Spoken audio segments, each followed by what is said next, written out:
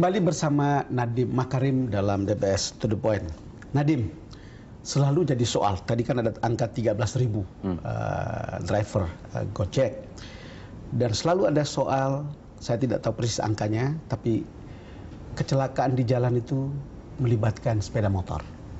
Itu kan berarti soal safety. Dan sekarang Anda bisnis dengan moda utamanya sepeda motor. Pandangan Anda tentang ini? Bagi kami safety itu sebenarnya nomor satu. Malah dalam berkendara motor itu kita juga nggak naif. Sudah pasti kendaraan motor itu kan resikonya lebih besar ya daripada kendaraan mobil. Makanya kita mengambil beberapa step untuk meningkatkan level of safety. Karena sebelumnya orang naik ojek sama sekali tidak ada safety standard. Itu betul. Ya, sekarang dengan Gojek kita tingkatkan level safety standard. Karena tanpa Gojek pun orang pasti akan naik ojek. Jadi yang kami usahakan adalah untuk gimana lebih menjamin keamanan. Nomor satu adalah asuransi untuk customer dan untuk driver. Itu sudah kita cover. Jadi semua orang yang menerima kecelakaan atau apa akan langsung kami urus di rumah sakitnya. Asuransi itu satu hal yang kita lakukan. Yang kedua adalah pada saat mereka masuk ke dalam Gojek, kita melakukan safety check. Safety check bahwa motornya tidak ada standar tertentu, tidak lebih dari 5-6 tahun tuanya, dan secara beberapa audit dicek mesinnya masih oke. Itu yang kedua. Yang ketiga adalah kita melakukan, kita ada program dengan Rifat Driver Labs, yaitu Rifat Sungkar. Ada sekolah mengemudi, safety riding. Berarti semua driver Gojek harus masuk sertifikasi Rifat Driver Labs. Jadi ada sertifikatnya? Betul. Kita menginvest sangat besar untuk menemukan suatu training dan sertifikasi yang dimana kelas safety-nya itu kelas dunia. Karena bukan cuma diajarkan cara driving safety, tapi juga mindset safety. Mindset safety. Itu yang mungkin lebih penting lagi untuk memikir everything itu semua safety first gitu. Kami juga bekerja sama sangat erat dengan Polda untuk melakukan driver safety, sosialisasi. Jadinya driver-driver kita itu setiap kali ada program sosialisasi, Polda pun ikut sharing mengenai driver safety dan lain-lain. Jadi dijamin pengemudinya tidak akan ugal-ugalan, bukan? Betul. Itu pun kalau ada yang ugal-ugalan, langsung dilaporkan dan dia menerima kartu kuning. Kita ada sistem kartu kuning kayak semacam SP gitu. Kalau mereka ratingnya rendah atau orang bilang mereka drivingnya tidak safe, itu langsung kami catat, kami rekod. Anda dapat itu dari mana? Dari app. Dari aplikasi. Setiap orang yang menggunakan Gojek bisa memberikan 1-5 bintang beserta feedback. Apakah driver ini tidak driving safety, drivernya tidak ramah, macam-macam komplainnya. Dan dari situ kita filter driver siapa yang layak untuk menjadi mitra Gojek dan siapa yang tidak layak.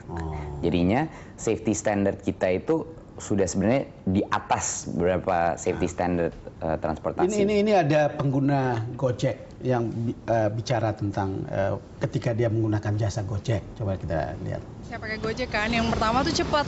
Kenapa? Soalnya nggak semua tempat itu ada public transportation ya, kayak Transjakarta atau stasiun. Kalau ke tempat tertentu kita harus naik ojek. Sedangkan kalau naik Metro Mini tuh lama, misalkan kena macet segala macam. Itu yang pertama ya, kita bisa cepat. Yang kedua murah. Jelas dia mengatakan cepat, lalu kemudian murah.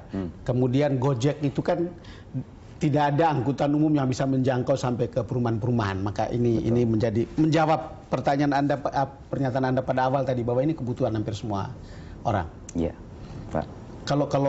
Kalau sekarang kembali ke feedback dari publik tadi, kalau Anda rumuskan apa aja jenis-jenisnya? Kalau feedback ada yang dari positif sampai ada yang negatif. Kalau yang positif yang sering kita dengar itu Gojek itu benar-benar kayak penyelamat waktu ya. Ya pasti. Jadinya Gojek itu benar-benar kecepatan yang nggak bisa tertanding, convenience dan juga multi purpose. Kalau yang feedback jelek banyak juga yang misalnya drivernya itu tidak ramah. Itu kita langsung berikan peringatan kepada driver. Ada juga yang mungkin drivernya datangnya telat karena pergi beli makanan atau minuman dulu gitu dan lain-lain. Jadi ya mungkin disiplinnya atau profesionalismenya kurang tinggi. Seperti itu komplain-komplain. Nah sekarang kalau kita bicara dari pengendaranya sendiri, mereka punya, Anda dapat feedback apa saja? Wah, kalau dari pengendara sendiri itu hal yang paling menyentuh hati saya ya, karena saya setiap kali naik Gojek itu saya selalu nanya mereka, dan mereka suka ngenalin saya juga. Dia langsung curhat dan cerita bagaimana keluarganya dia itu berubah total kehidupan dia karena ada Gojek. Banyak yang bilang waktu itu bilang ke saya, sekarang anaknya bingung kenapa kok masakannya mama jadi enak-enak. Ya, jadi itu mungkin contoh bahwa mereka ini sedang naik dari kelas ekonomi yang lebih rendah naik kepada middle class. Jika modelnya seperti ini, saya tidak heran kalau Ahok, Gubernur DKI, mendukung kan, ingin mengintegrasikan itu dengan moda transportasi Transjakarta. Coba kita dengar Ahok. Sudah gandeng, kita udah sistemnya udah kerjasama. Yang Gojek, Grab Bike, kalau dia mau join dengan Transjakarta, silakan. Itu udah masuk dalam sistem Smart City kami.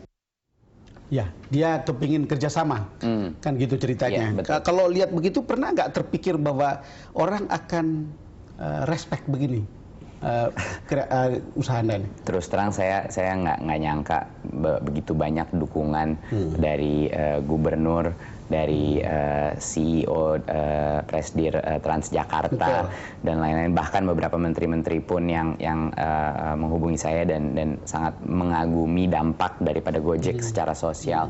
Saya benar-benar nggak mengantisipasi ini, dan itu luar biasa kesenangan bagi saya dan tim saya gitu, bahwa kita bisa didukung sebagai karya anak bangsa, semacam national champion lah gitu ya, untuk teknologi yang bisa membantu banyak orang.